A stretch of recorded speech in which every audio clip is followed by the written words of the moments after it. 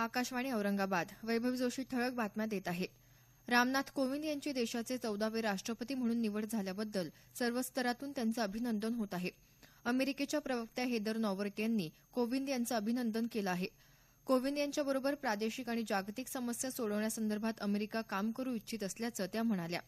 नेपाळचे पंतप्रधान शेर बहादूर देऊबा यांनीही कोविंद यांचं अभिनंदन केलं आहे. नेपाळ आणि भारतादरम्यान संबंध अधिक बळकट करण्यासाठी कोविंद यांच्या सहकार्याची त्यांनी अपेक्षा केली आहे.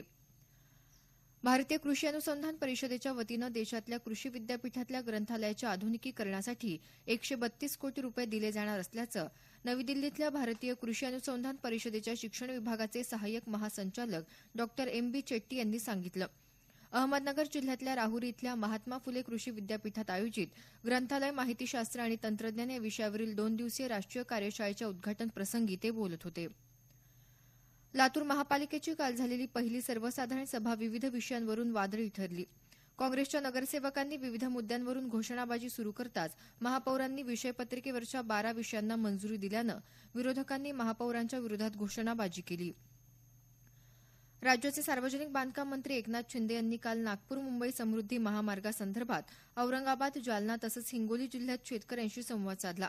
महामार्गात बाधित होणाऱ्या शेतजमिनी, फळबागांची तसंच इतर मालमत्तांची त्यांनी प्रत्यक्ष पाहणी केली.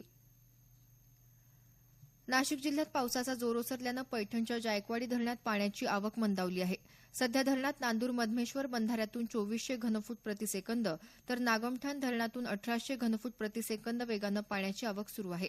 धरणाचा पाणीसाठा 23.5% पोहोचला आहे. संक्षिप्त बातमीपत्र संपलं. आमचं नंतरचं बातमीपत्र दुपारी 1 वाजता.